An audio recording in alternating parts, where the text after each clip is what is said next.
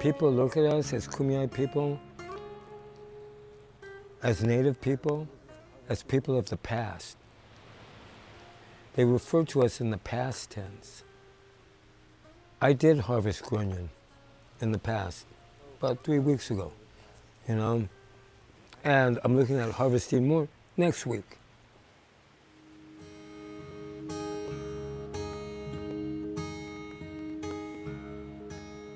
So we are a people of the past and of the present and of the future. And I think it's important for people to know that.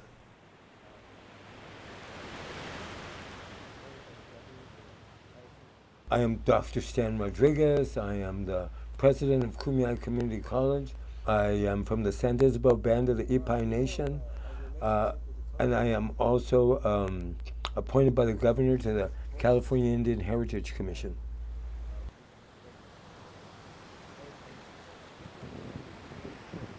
For our people, our relationship with the coast is very important. Traditionally, we would make torches, and we would wait. We would wait until a certain time when the moon is past 11, past 12, and on a full moon, you can see the grunion when they start coming on, because it looks like silver on the beach. It just comes and goes. It's beautiful.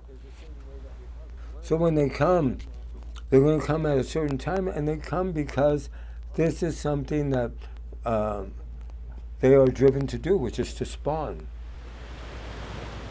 So there's a certain way that we harvest. One of them, give them the opportunity, let them spawn. Don't grab them as soon as they get on, the beach. Let them do what they're doing, and then when they're starting to leave, those are the ones that we can harvest.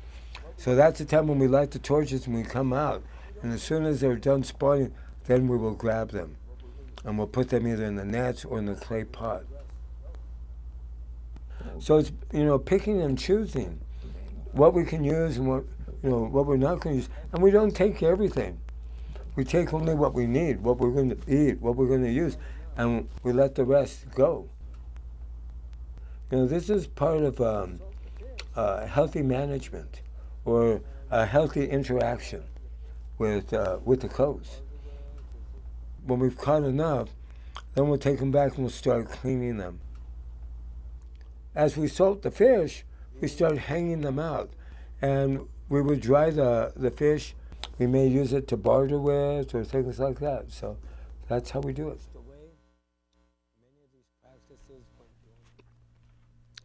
These practices have been done for thousands upon thousands of years. And since we were pushed away, many of these practices went dormant. Well, now we're coming back and reviving these practices.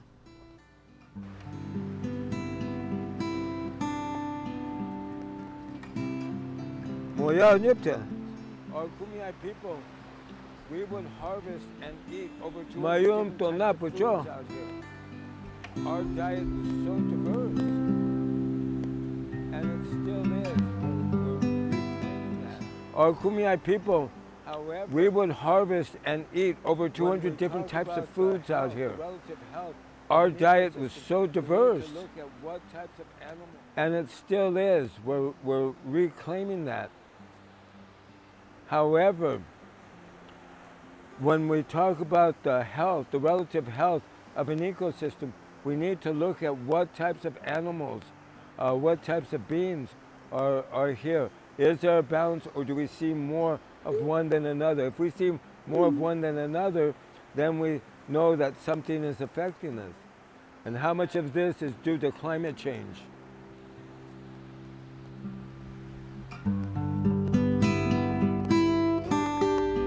The ocean right now is struggling, and when the ocean struggles, we struggle. We struggle to get to those sites to not just harvest, but to teach our people about the ocean and what it has to offer, and what our responsibility is. Our native epistemology is in danger. cultural practices are in danger, our language is in danger. There's only 28 of us who still speak the language. So our people are making a rebound, but like the ecosystem, it takes time. Western schools of thought, when we talk about nature, they think of everything except for humans. With our people, we're included in that narrative. We're all part of it, we're all interrelated. We need to be able to take a look, view things through a lens that is critical in thinking and supports not just social justice, but global justice. Part of that is treatment of the earth. And, combining modern science with our native epistemology or our organic science and making a strong working model that all can benefit from.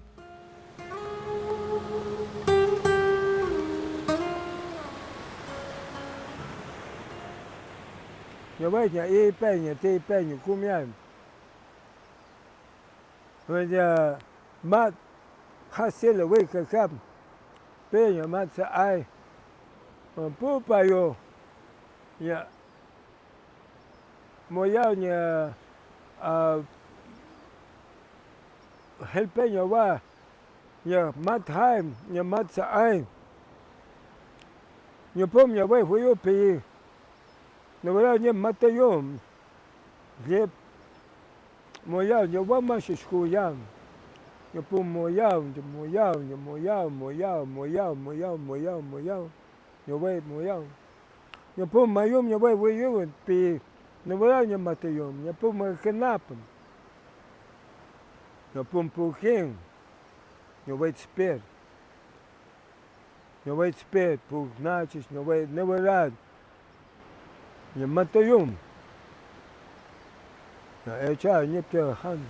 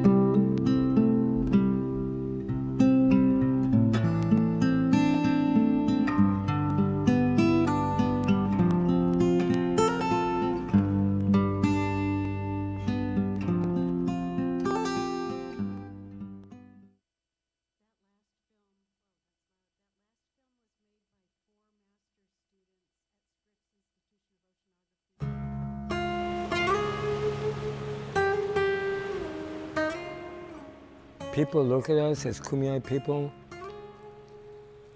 as Native people, as people of the past. They refer to us in the past tense. I did harvest grunion in the past, about 3 weeks ago, and I'm looking at harvesting more next week.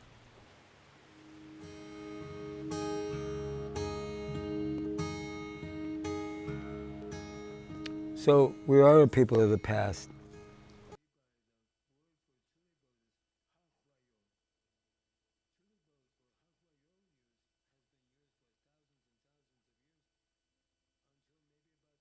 In the 1930s in the San Diego area, when the Spaniards first came into the area, they reported that they seen these crazy Indians on grass boats hunting whales.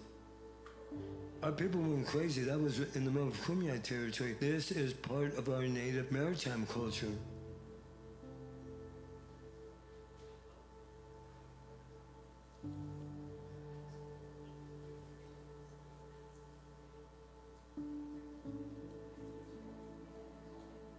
Our people used to make boats that could hold up to 20 people. These were used in the rivers, in the creeks, in lakes, in the bay, and in the open ocean.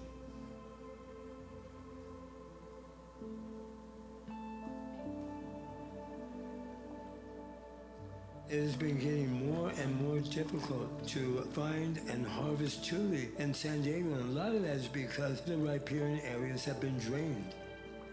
Sustainability is very important. We see land management throughout the world, and we're talking about creating an environment for nesting sites, for the ecosystem to be in balance, a homeostasis that takes place. It goes back to our creation story, when the creators gave human beings the gift of deductive reasoning. That gift was given to us in order to work with the environment and use that to support all of our relatives, which are the plants, the animals, the earth as a whole. When we cut in one area, we give it time to regenerate, we go to other areas. This is just responsible use. Coming back and using our own native science in order to rebuild these areas, for the purpose of having not only tule, but juncus grass, a number of different plants. Even in the ocean where the kelp forest once was, we need to rebuild these things because these are ecosystems. And it was humans who interfered with that and caused damage to these systems. We need to take a look at rebuilding them. We harvest from a bunch of different community places. We've built connections with California state parks, the city of Lake Murray. Our volunteers are a multitude of different people, and we also have our classmates of our Kumeyaay Community College classes coming out to help us harvest.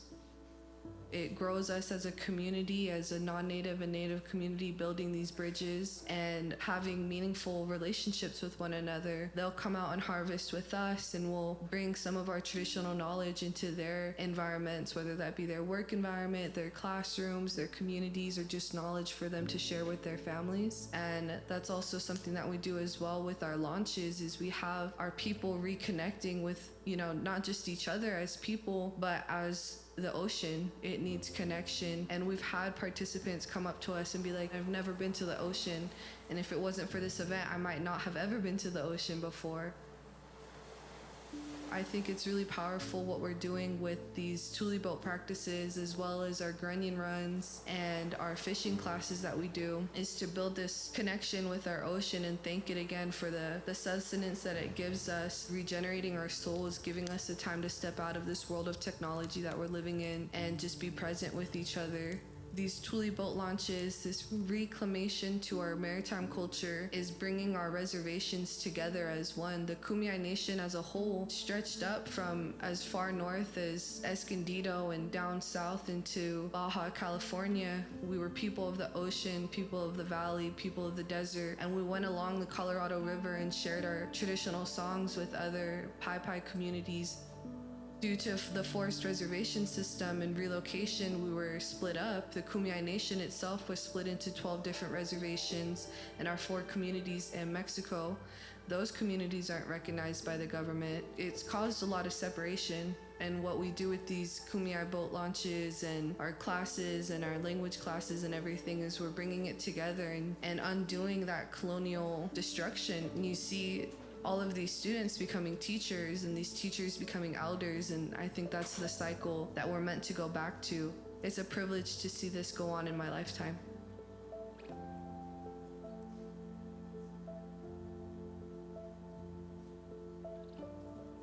There's this one family from Matberhauer, the San Jose de la Zora reservation, that remember going down to the coast every spring to gather mussels, shellfish, go fishing, harvest salt, and make tule boats. One of the elders from that reservation, her name was Gloria Casinera. She was one of the language speakers. She was very knowledgeable, and she was making tule boats. She showed me how to do it. This way of making these boats did not go extinct. It did not go dormant. There were fragments of people who were still using it.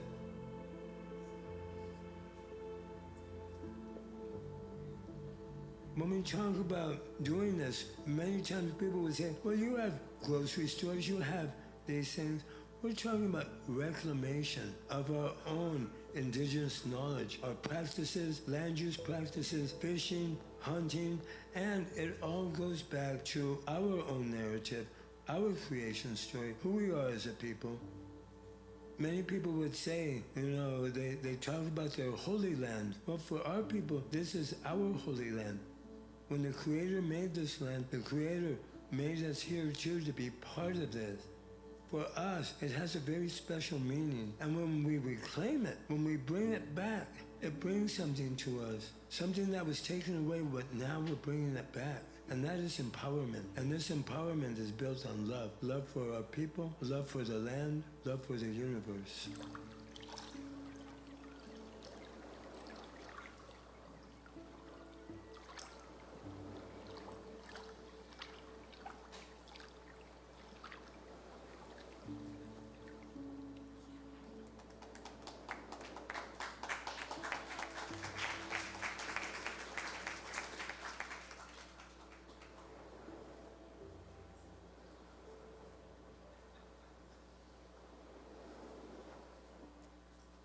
There's still a little time to get some refreshments. We're going to start in about 5 minutes.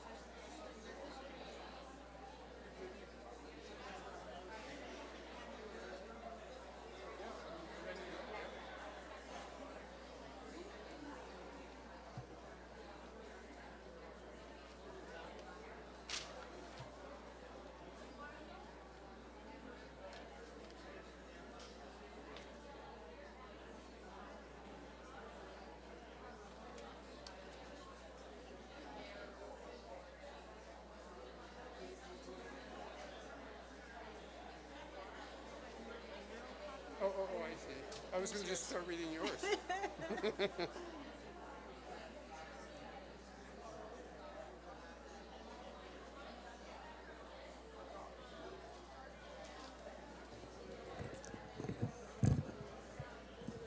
All right, good evening, everybody. We have an amazing program for you this evening, so we're ready to get started. My name's Harry Helling. I'm the executive director here at the Birch Aquarium at Scripps. Couple of announcements, if you remember, for those of you who have been coming for years and years to these events. We have an informal section which is not recorded, and we get to kind of say whatever we want, but then as soon as we go into the formal section, it's recorded, and all of these are archived and shared on a global scale. So you're all our living audience. You have a job to do once we get started. So a couple of informal comments just to get started while everybody's kind of coming in and getting their last refreshments. The first is I'd like to talk a little bit about Birch Aquarium for just a couple of minutes. The first one is we are very proud here at Birch Aquarium. In the last month, we've been named twice in 2 different respectable journals as a top aquarium in the country. The first one, U.S. News and World Report named us as number 8, which I think is pretty good, and that was about a month ago. And then just a week ago, we were named as number 4 in the country by Newsweek, which we're very proud of. And that puts us past, by the way, Monterey Bay Aquarium and some of the other big names. And not that I'm competitive at all, but in both cases, what distinguishes Birch, according to the reviewers, we are, of course, much smaller. We're more of a concierge type aquarium, and it's our connection with Scripps and our focus on science, and the way that we bring science to a broader group is what distinguishes us. And in both cases, that is of note in what brought people to vote for us and to move us ahead in the scores. So good job to our team. The second thing I want to mention is, as we speak, this is a special couple of weeks. We work all year for this. Birch Aquarium, we think of it on the hill here, nestled in, in the university. But over the last several weeks, we've been hosting hundreds and hundreds of 7th graders in our climate science cruise as part of our climate science program in San Diego Harbor. And it gets them engaged in working in Scripps science, and so we're really proud of that program happening as we speak. Kids on the water getting sea spray on their faces is exactly what we're about. In a normal year, if anybody remembers what that's like, a normal year, we would have 42,000 K-12 students that would come through Birch. So we are invested in the next generation and how we build more environmental stewards for our planet. And then the big news, of course, is you all have been so patient, and I just want to thank you on behalf of the entire Birch team. Behind those walls that have been here, we've had them here since September. We've been involved in the largest construction and improvement project in the history of this aquarium, and I'm dating that history back to 1903, our real history, our real roots. So we've took on the Hall of Fishes. All of you remember that.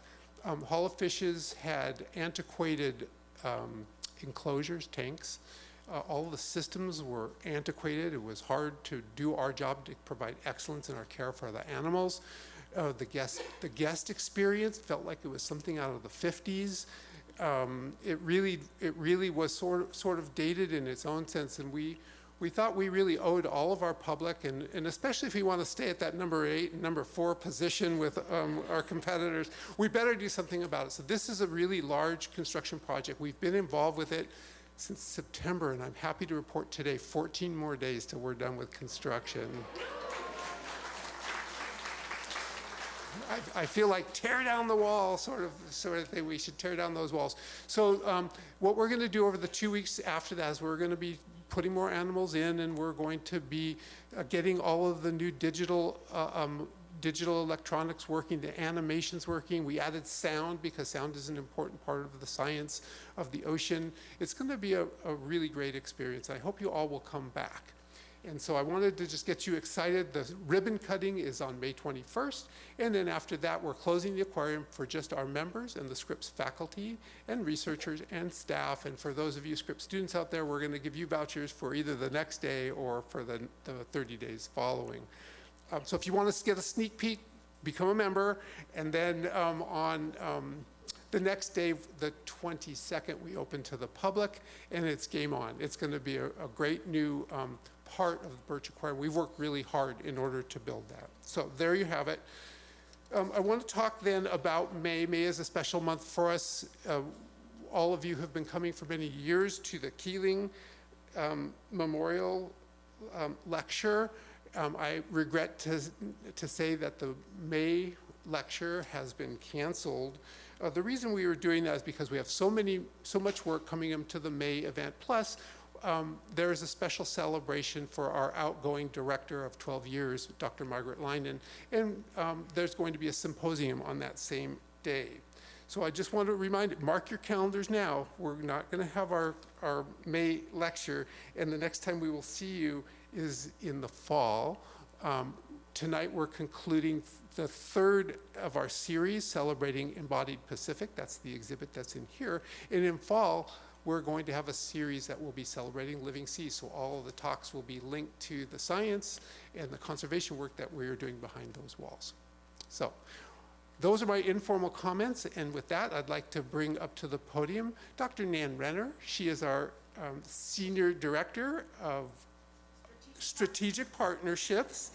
She does amazing work for us, and this talk is based on some of the strategic partnerships she has worked on for us, and in fact, the strategic partnership that she helped to build as part of our work for Embodied Pacific. So without further ado, Dr. Nan Renner.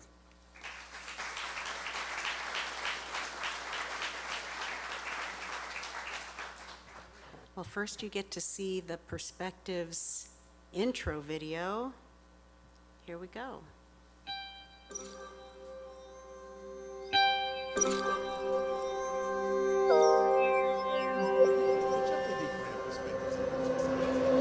Jeffrey D. Graham Perspectives on Ocean Science lecture series features engaging presentations on research conducted worldwide by scientists from Scripps Institution of Oceanography at UC San Diego.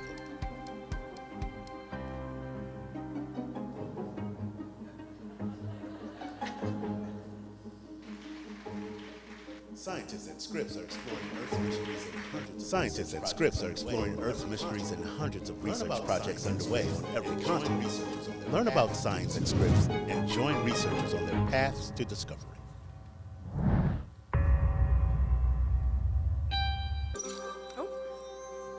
Sorry.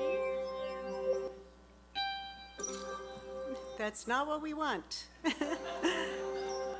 Okay, you can tell I'm a novice here. Hello, everyone. Welcome to the Jeffrey B. Graham Perspectives on Ocean Science lecture here at Birch Aquarium at Scripps Institution of Oceanography, UC San Diego.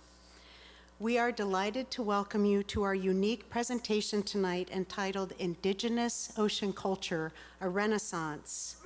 Tonight we are hosting the third and final presentation related to our exhibition, Embodied Pacific, Ocean Unseen. Indeed, Indigenous knowledge is like an unseen ocean, broad, deep, and life-giving.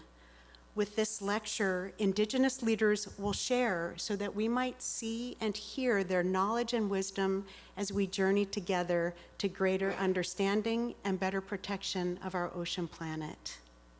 3 leaders from local Indigenous communities will share tonight, but before I introduce them, I would like to read a land and culture acknowledgement written by Kumeyaay scholar Michael Connolly Misquish. And that text is here for you to see as well. We stand upon a land that carries the footsteps of millennia of Kumeyaay people. The Kumeyaay are a people whose traditional lifeways intertwine with a worldview of earth and sky in a community of living beings. This land is part of a relationship that has nourished, healed, protected, and embraced the Kumeyaay people to the present day. It is part of a worldview founded in the harmony of the cycles of the sky and balance in the forces of life. For the Kumeyaay, red and black represent the balance of those forces that provide for harmony within our bodies as well as the world around us. As community members, we acknowledge this legacy from the Kumeyaay. We promote this balance in life as we pursue our goals of knowledge and understanding. We find inspiration in the Kumeyaay spirit to open our minds and hearts. It is the legacy of the red and black. It is the land of the Kumeyaay. Ayeahan, my heart is good. And just to let you know, Michael Connolly Misquish is working on a book called Kumeyaay on the Coast, and we'll let you know when that comes out. I am going to give a brief bio of our three illustrious speakers, and then they will come up one by one to talk with you about their work.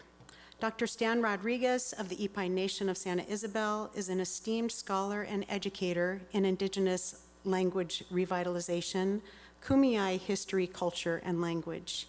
He has many accolades and awards and does not fit into any box. Those who know him will agree, a very special person.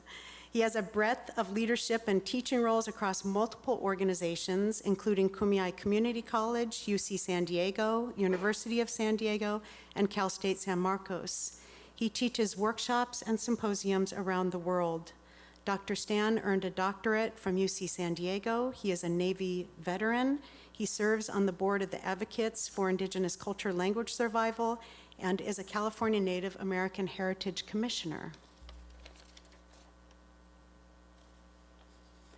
Priscilla Ortiz Sawa, a member of the Iipay Nation of Santa Ysabel and descendant of Rincon, Payam-Cuicham-Luiseño, is a rising leader in Native education and Indigenous cultural revitalization. She teaches and coordinates numerous programs with Kumeyaay Community College, Atahum Pomquan, the California Indian Manpower Consortium, and Our Worlds. In her work as a language teacher and youth mentor, she always nurtures the fire within everyone she encounters. During her time as Miss Kumeyaay in 2022-23, Priscilla used her platform to educate Native and non-Native community members about Kumeyaay history, legacy, and culture. She is pursuing further education in continuing service to her community.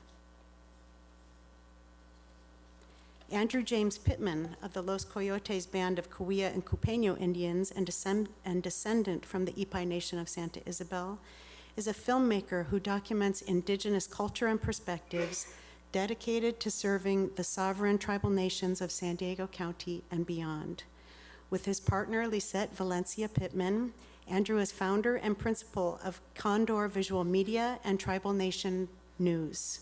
Andrew creates media on multiple subjects, including Kumeyaay ocean culture revitalization, as you will see in Embody Pacific and tonight's presentation.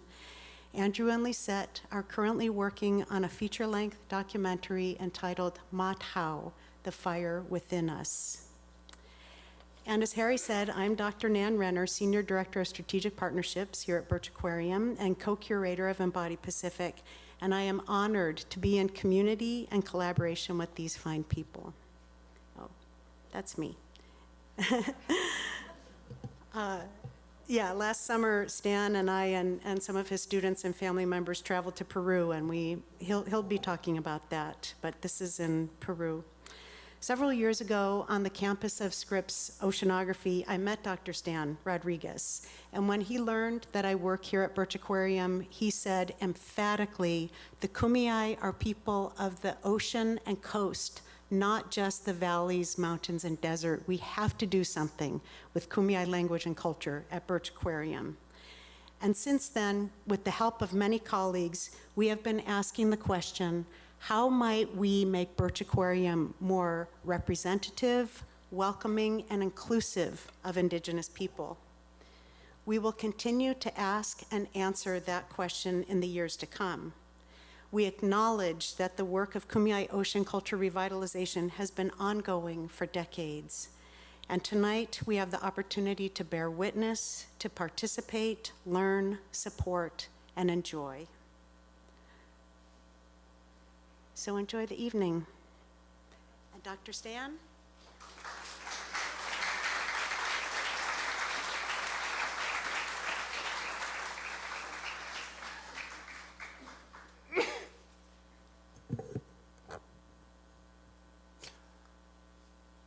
Okay, Iipay-Iipay-Tipay, También tuve ni más culpa de Wisconsin.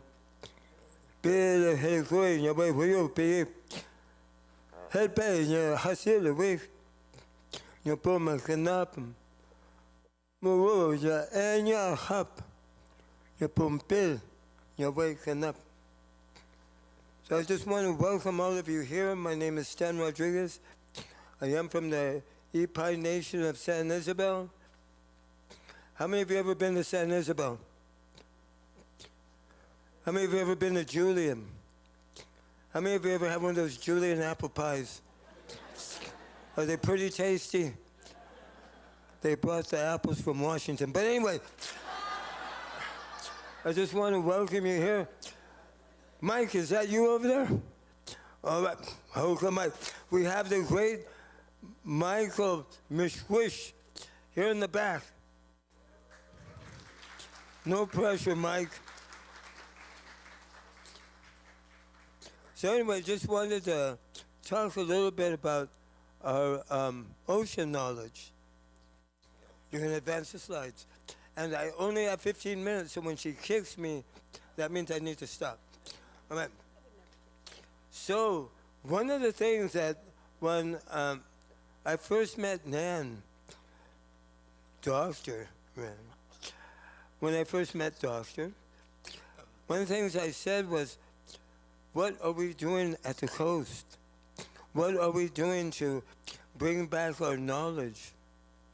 It has been said that all of our knowledge, everything that we are, is housed in a giant askai. Say that, askai. Not bad. That means a clay pot. That due to the encroachment that came, that pot was shattered on the rocks. And every community has a part of it. This, what we're doing, the kwaiyo, or making tule boats. There was one community left of all the Kumeyaay communities on both sides of the border. It was Matperhau, San Jose de la Zora. And one of the elders, she showed me how to make it. She said that she does not want this knowledge to die. She wants people to learn it. She was taught. And she told me stories when they would go down in the spring to gather mussels, to gather seaweed, to gather fish, gather lobsters. How many of you like seafood? As we say in Kumeyaay, come to me.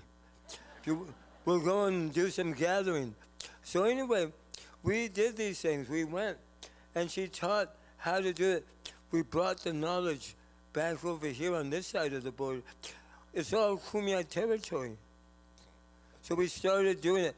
Now, Mr. Pittman, Andrew James Pittman over here, he asked me, he said, Stan, we have so many pictures of people on tule boats, but we never have a picture of you. What is this, like the Titanic? But no, actually, I have to say this. The first tule boat, I was Larry the crash dummy. They put me on, I was the first one to go.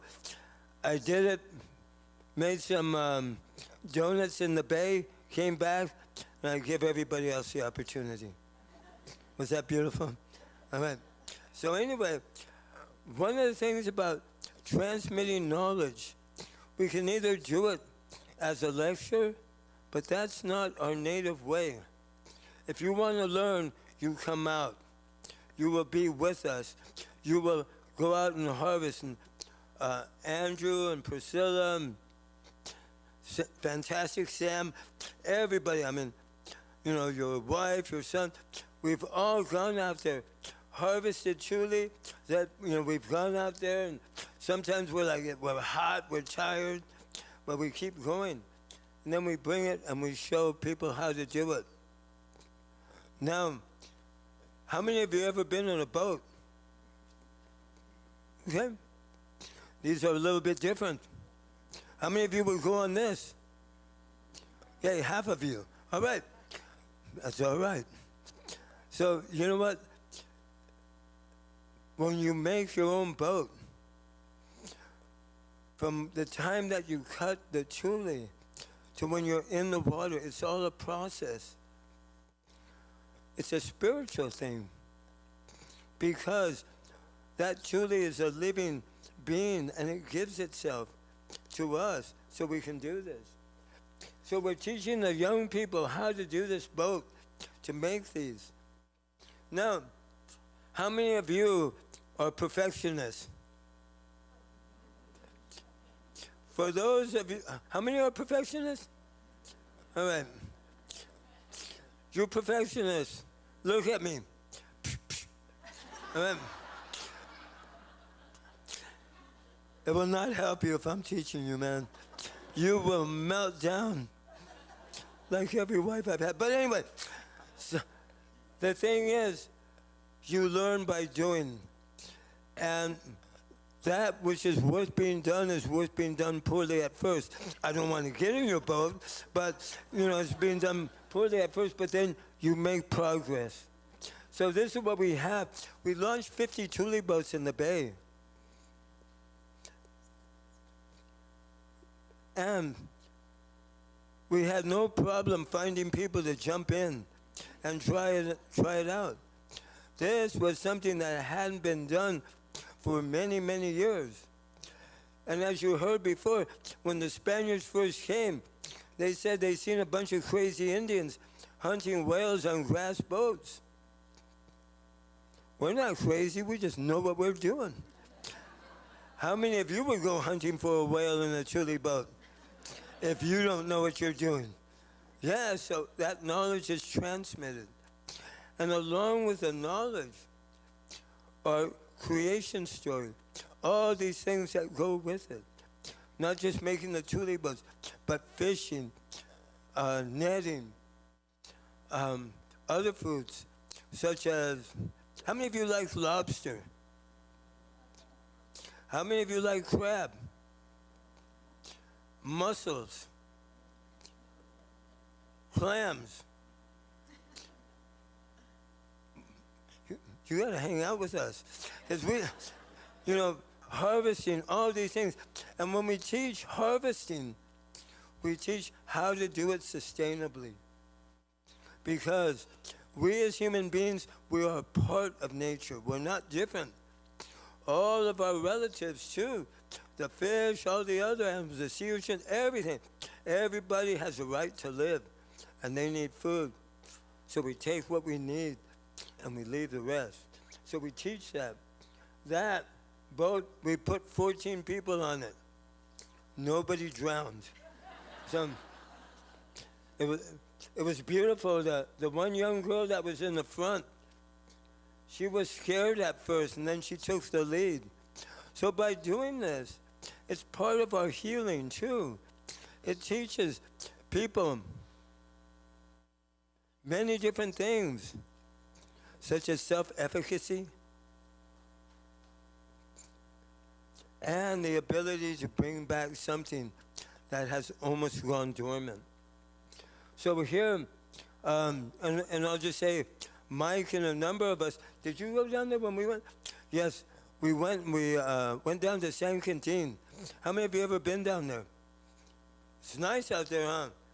We were on the beach, we were gathering tar, we were gathering shellfish, clams, and had a nice little feed out there. We also taught how to get salt out of the water. How many of you ever tried that?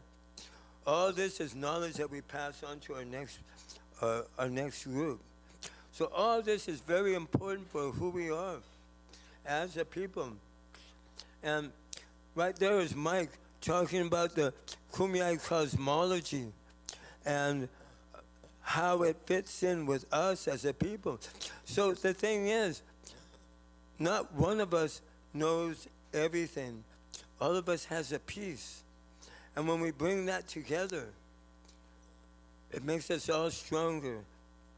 As I said earlier, everything that we are is like what was in a giant pot. But one time my teacher, I wanted to learn how to make pottery. So I was making a pot, got the clay from the mountains, ground it up, mixed it with water, made a pot, and then was ready to fire it.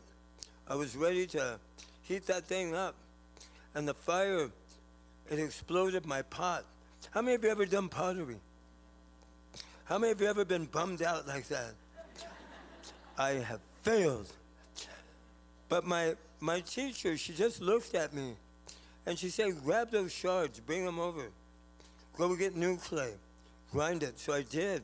She ground up the shards. She said, this is your past. What you have just ground up is the present. Mix it together. The past is temper. It will make sure this pot will not break. You will have a strong pot. And it was right. And that's just like how we are doing. And we learn from other people. This was Nan. That's not Nan there, but she was with us when we were in Peru viewing the tule boat construction over there. So throughout the Pacific coast, there are groups that have used tule boats. And they were showing us some of their techniques. Now, they cheat. They stick styrofoam and stuff in there. I gotta say this, as Kumeyays, we are purists, okay? So, but it works. I mean, hey, fidelity versus adaptivity, you gotta go with that sometimes. So anyway, how many of you ever been to Peru? How many of you ever been to Lake Titicaca? Ooh, we went up there. Boats are big. Nan and I and family members, we were chewing away on coca leaves. We looked like chipmunks. How many thousands of feet up were we? Anyway, we needed oxygen. But we got to work with the native people over there. They showed us a lot of their techniques. And beautiful people. Right there, we're at an Airbnb on one of the islands. So that thing was floating, bouncing all over the place. It was cool. So anyway, they showed us a lot of things, and that knowledge that we have, we share with others. So, and finally, this is the one that we were building here. This one can maybe hold 50 people. Before we could finish, the sun went down, and have you ever heard the term 86 is your lucky number? Well, that's what they told us. Get out of here, you gotta go. So we had to leave. We couldn't launch it yet, but we're looking forward to launching in June or July. How many of you would like to come out when we do it? All right. How many of you want to try it? Get in there. How many of you are bold, man? All right. I believe in you. You just need to show up. So, as we used to say at the San Ysabel Casino, home of the $4.95 prime rib. I'm done. All right, thank you.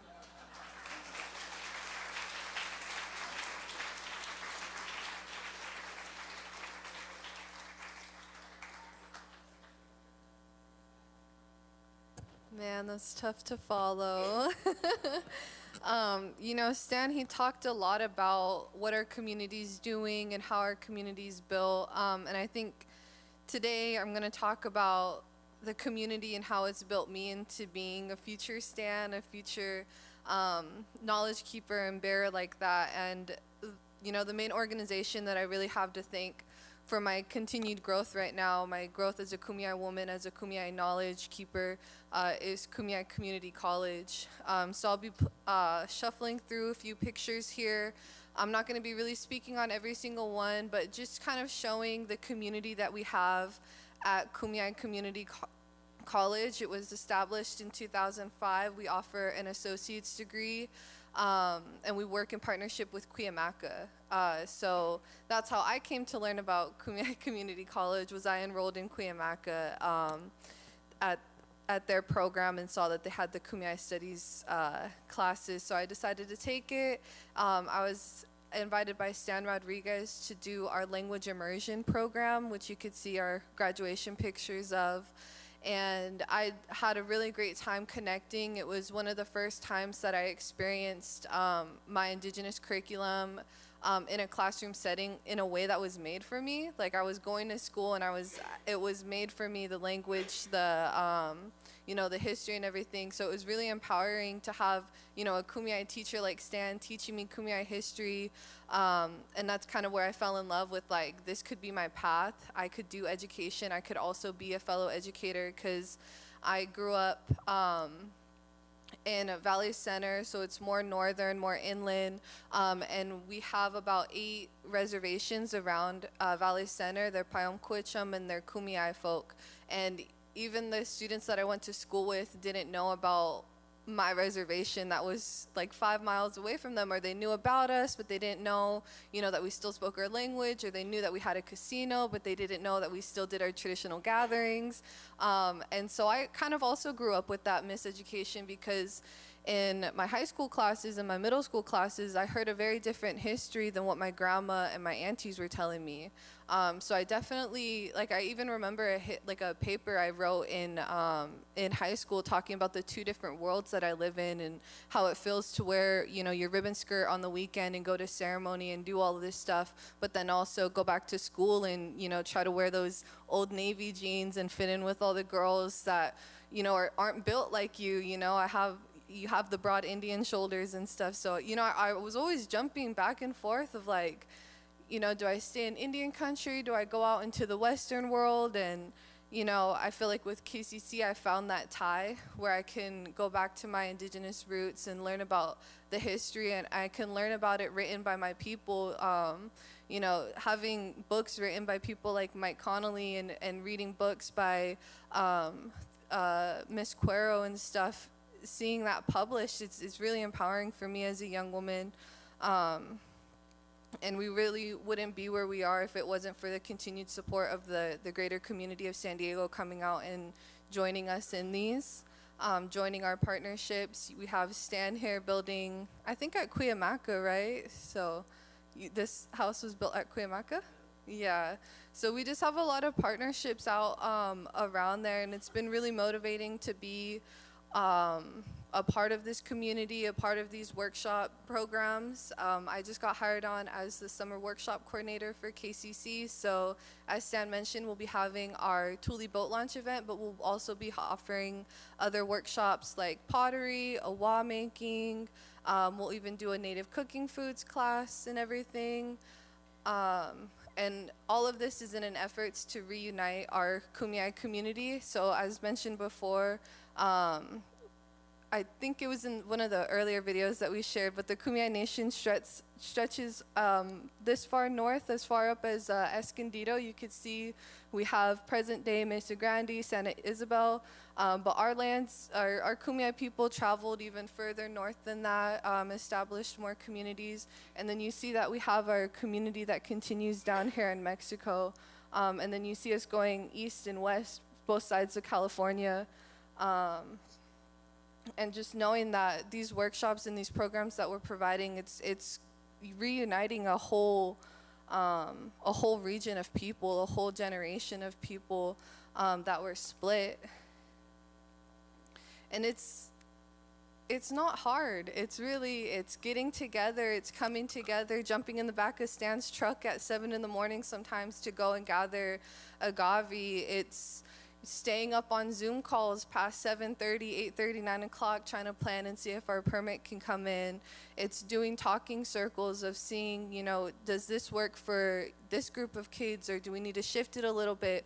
Do we need to meet our reservation kids out where they are? Just a lot of adjustment. KCC's definitely shown me that you don't got to do things the status quo way. And just as Stan said, if there's a will, there's a way. This knowledge needs to come out. And I think we're finding really creative ways to bring our knowledge to the forefront and to share it with each other. Definitely grateful to be mentored by people like Stan Rodriguez. And I'm also really grateful to be in a position now where I can mentor the young youth. So up here I have a couple pictures of participants of my youth council, United Atahum. They're based out of the Rincon Reservation, but they make up Cahuilla youth, Kumeyaay youth and Paungquichum youth. These are the people that I'll be passing the torch on to, and training as I come up. But I really do want to give homage to them because they're doing the works within their communities right now, allowing me to have space to come and talk to communities like you. So, my heart is good, and thank you, everybody.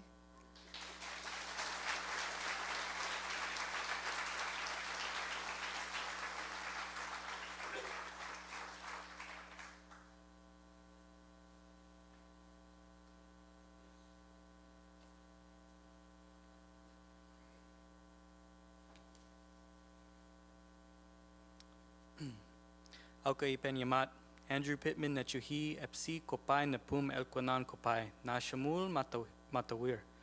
Hello everybody, I'm Andrew Pittman. I'm from Los Coyotes in Santa Ysabel. My Ipe clan is Matawir. I greeted you in the Ipe'a, the language of the Ipai and Tipay people, also known as the Kumeyaay people. And the land we are on today is Matkulahui, the land of caves, the land of the Kumeyaay.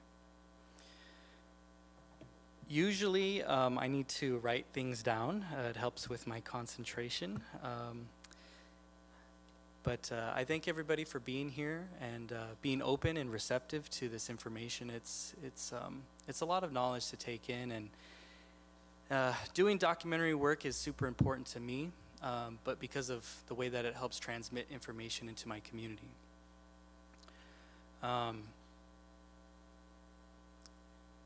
You can't be everywhere at once, and in all honesty, I've struggled with, as I grew up in my community, it was always, don't record certain things, don't document this, or even people just feeling uncomfortable to be documented.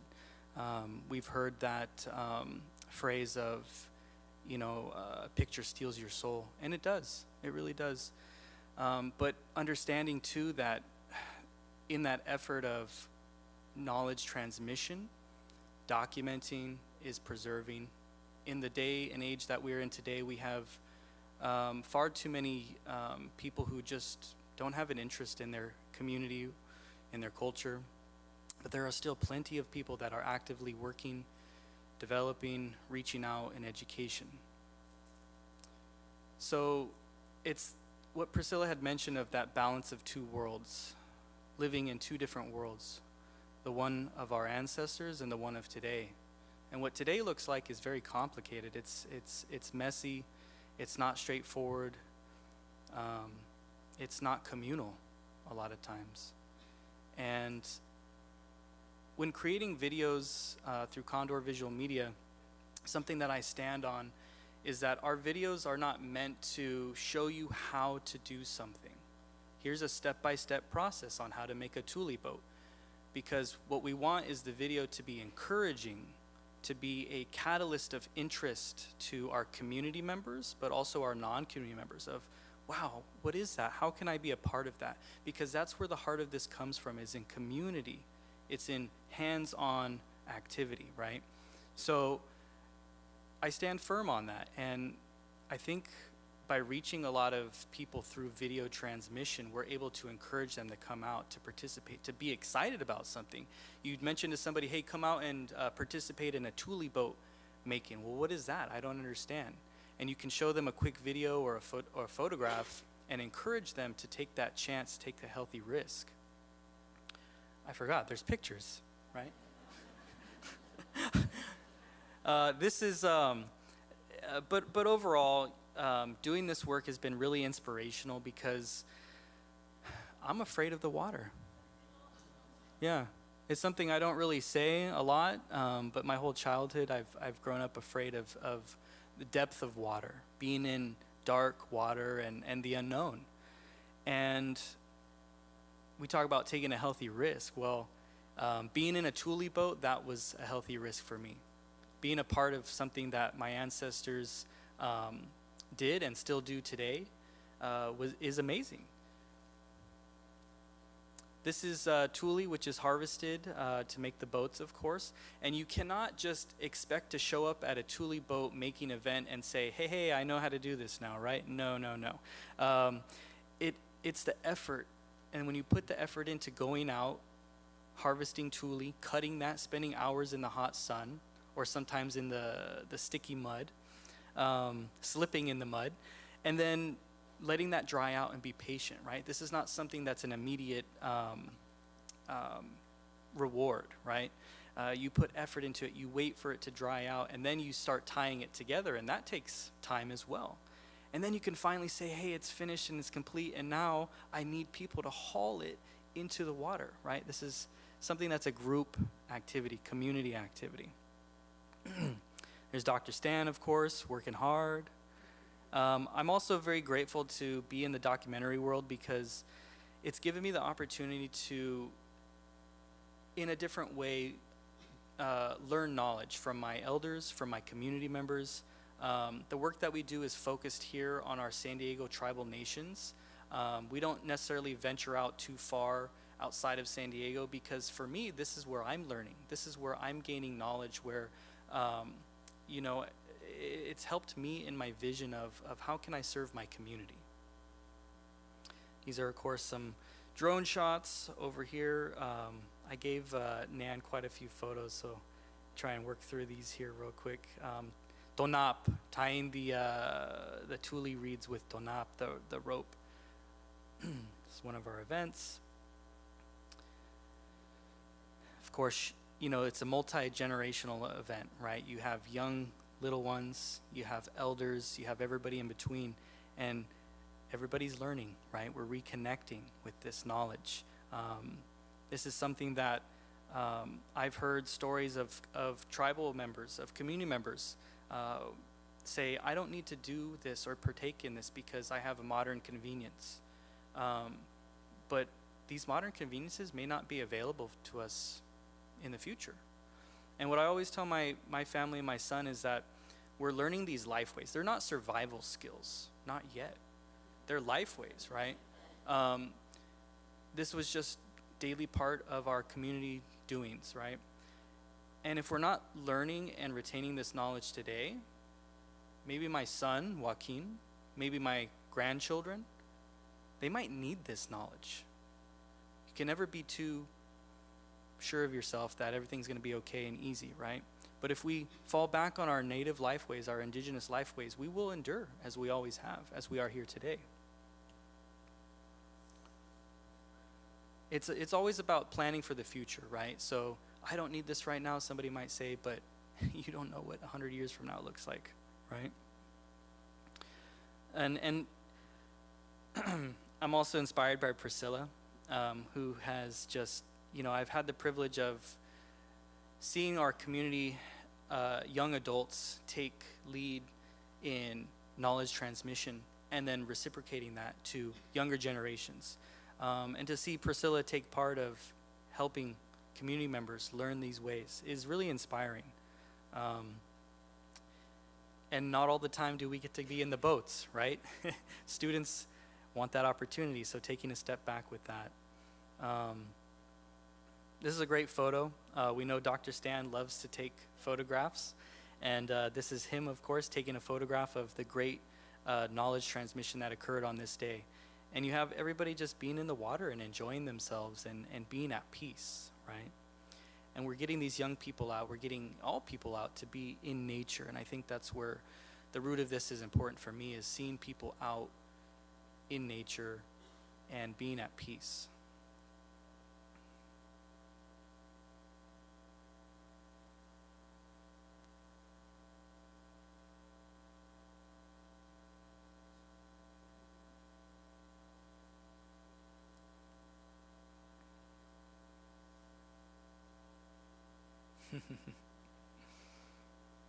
There's me, of course, because, you know, I don't know much. I'm still learning, right? And this transmission of knowledge I'm super grateful for my Kuchamayo, Stanley Rodriguez, for Mike Connolly Misquish, for other elders that I've encountered and listened to. It's all about listening.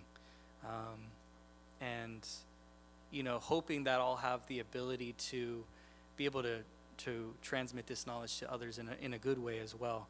Dr. Stanley mentioned, you know, who's a perfectionist? Well, I'm one of those people. And I remember Dr. Stanley was transmitting knowledge at KCC, Kumeyaay Community College, how to make a willow basket. And he said, your great Aunt Bonnie taught me how to do this, and I'm transmitting that information to you now. Well, it wasn't going well for me, and I'm sitting here frustrated. How is this so easy for everybody else, but not for me? Well, it's because I'm stuck in that perfectionist mindset, you know. I've also remembered something that Dr. Stan mentioned before of, you know, it's one thing to spend a lot of time on the craft of what you're making, but sometimes we didn't have the luxury of that time. Sometimes it was we had to get this done quickly, and you know, to get it done and you know, go for hunting, go out there. The whales, they might move, right? So you have to do these things quick and in preparation for that. So sometimes breaking that mentality of being a perfectionist, being open to taking time, being patient, learning and coming back, right? Not knowing it on the first try and being in humility of that. I still have yet to master the willow basket, but I'm hoping to, and it's all time. This is Language Immersion Program. This was an amazing program where I hope there are more of them. It was a full-time commitment in the winter of 2022, 21 going into 22. It was 40 hours a week for about 4 or 5 weeks straight. That's not something commonly available, right? So to be able to take that on and participate, we've seen plenty of our classmates go on into you know, leadership roles within their community, and just continuing that transmission of knowledge. And of course, that was a language immersion program, which was to just get us acquainted with the language. I can listen to Stan speak, and I can hear words, and I can identify words, but I'm still learning to be a conversational speaker. But my son, however, he's 5 now, but when he was 4, his teacher had come up to me, his preschool teacher, and she said, "Your son is teaching us these words, you know, Enya, the sun, and Heshya, the moon." Right, Joaquin? Yeah. And that's what it's about, right? It's about, I was stuck up on this idea that because there are, you know, so few fluent speakers. There are plenty of people who can, you know, speak words and start conversation, but there are so few fluent speakers left binationally of this language that I felt the stress and the pressure of, you know, I have to learn this fluently. I have to be perfect in this. But learning that it's not about that, but me starting as an adult in this language immersion.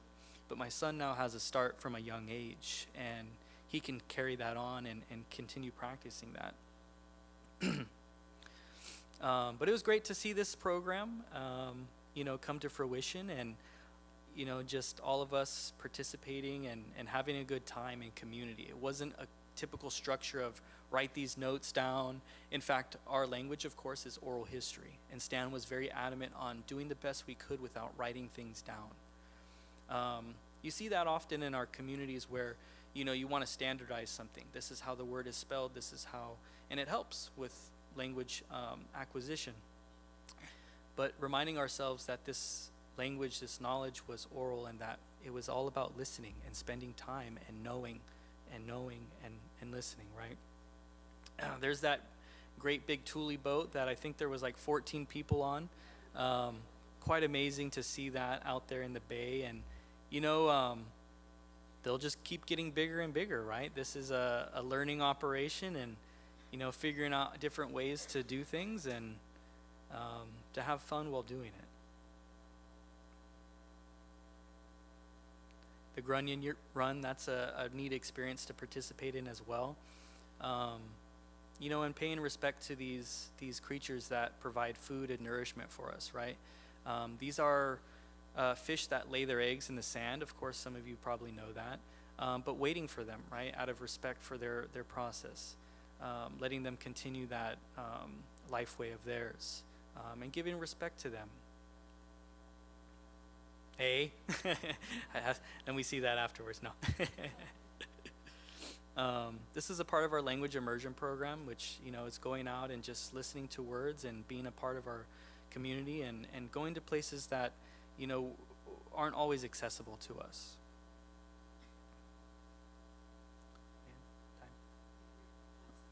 Time's up?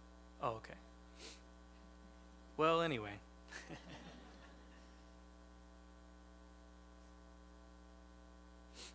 With that, I just want to remind folks that,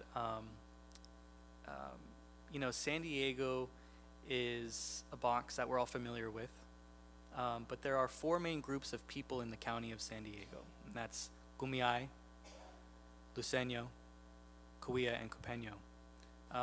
And out of those 4 groups of people, there are 17 sovereign nations. And you may be familiar with some, and there are some that you may not be familiar with. But that's the highest concentration of sovereign nations in any county in the United States. And I think that says a lot about our communities here, and not having this umbrella of, hey, these are all natives, and we have that idea of what a native or an Indian person is through historical film, right? But we all have different cultures. We all say hello differently. We all have different life ways. Some of them cross paths with each other, and of course we all traded and had marriages. But, you know, to understand that you can't apply one idea across all of us. So keep that in mind, and, you know, there are plenty of resources available. Kumeyaay Community College is one of those. So thank you for your time. If you'd like more information, you know, we do have the film that you had seen earlier here at the Birch Aquarium. But I encourage you to really take a step. We say, oh. much you hun. No, we don't. No, I just sorry, Stan. And that's what we're going to next, yeah. So let me bring that back up. Yeah, I got it. Let's just let the film do the talking, right?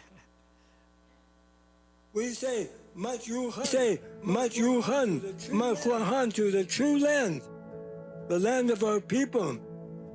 We, as Kumeyaay people, we are people of the islands, the Coronado Islands, the ocean, the valleys, the mountains, the desert, parts of the Colorado River and parts of the Sea of Cortez. All of this is our traditional territory. A day like this, to see Indigenous culture being celebrated on a space that isn't originally meant to be an Indigenous space, is really powerful for me.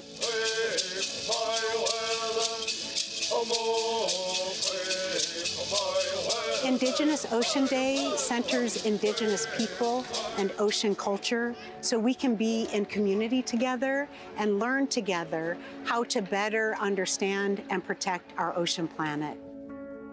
All we're doing is celebrating the space that Indigenous people take and that our San Diego community is making for us, coming together to really celebrate all the partnerships that have gone on. There's a lot of partnerships that make the youth programming, the elder programming, education programming available and possible on our reservations. So it's really just coming to say hi, to say hauka, and to remember to see each other's fire within each other.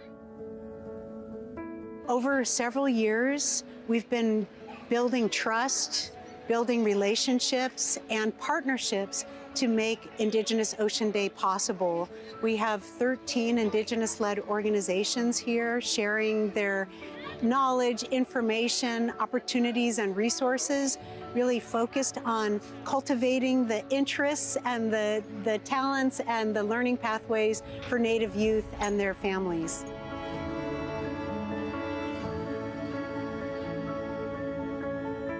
A lot of these organizations are here because they have done some type of work with Scripps or UCSD in a way that can bring us together. You know, we're showing research projects that are being done on the campus, being presented to our Native communities coming here and seeing what resources and what education is available to them. You know, this day might inspire our next oceanographers of Kumeyaay country, of Luceño country.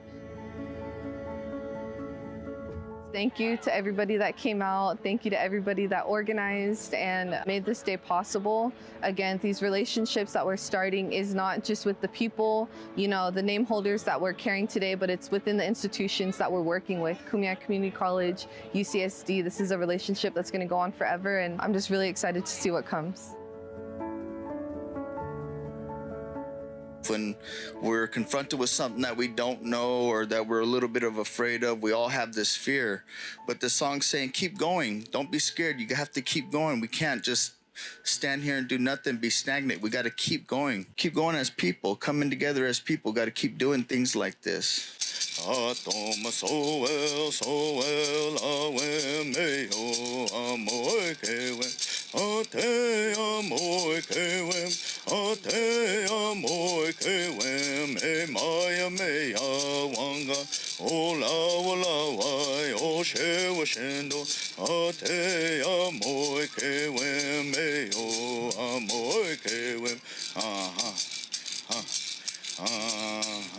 Yamachis.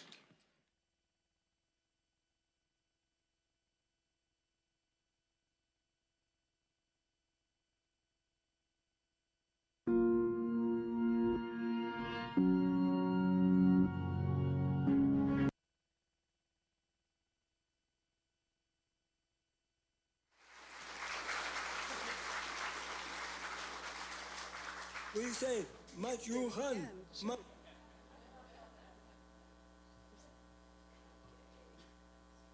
go back to the title slide. And we have just a couple minutes for questions. So get your questions ready. Thank you. And our three speakers, can you come up to the front? Who's got a question? And you can share that. You're all speechless. How different is the language between the various tribes? What was the question? How different are the languages between the different tribes? I'll just say what one of the elders told me. The language is basically the same. There's different dialects, and the way we know somebody is from one area is how they speak. But the elder told me a true speaker is somebody that learned all the dialects. That's how it is.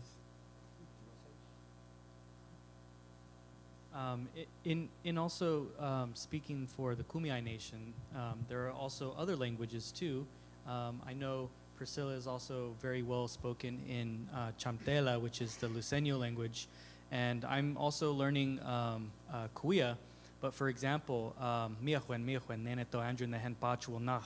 That's how I would say my introduction in the Cahuilla language. Miahuen, or Hauka in our Kumeyaay language. So you can see the stark differences there. But yes. Another question.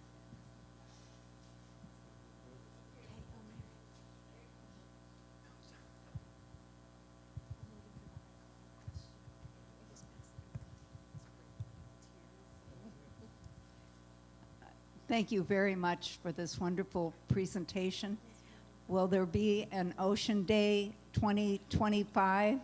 And before you answer that, we are looking very much forward to adding the Kumeyaay language to the Fish ID panels down in Kellogg Park.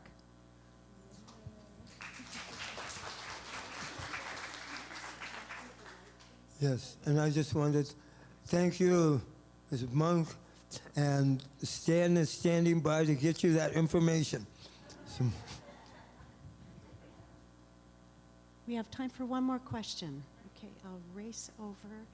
And on my way, I just want to highlight to you Coach Jules Jackson of Coastal Defenders, who is working in partnership with Dr. Stan and folks here at Scripps. Just a simple question. I was wondering if you could tell us how the paddles are traditionally made. What kind of material? Say that again, please. Can you tell us, please, what material is used for the traditional paddles? Sometimes it's, what do they call that? Ironwood. But you hardly ever find it out here anymore. So we'll use cedar or willow. A couple of times we even got some palm fronds. Tied them on a stick. Go ahead, get them. You know, but basically it's what you can gather. And they're two-sided. They're not single-sided. And right now I feel like I'm being interrogated.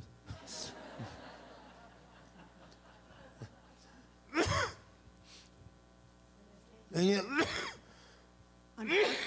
Unfortunately, we are out of time. We want to thank you all. well- Did you finish your thought? wait, last thing. Is there anybody here in the witness protection program?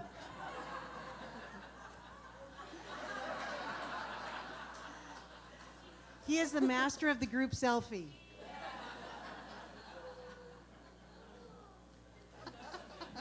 All right, wonderful.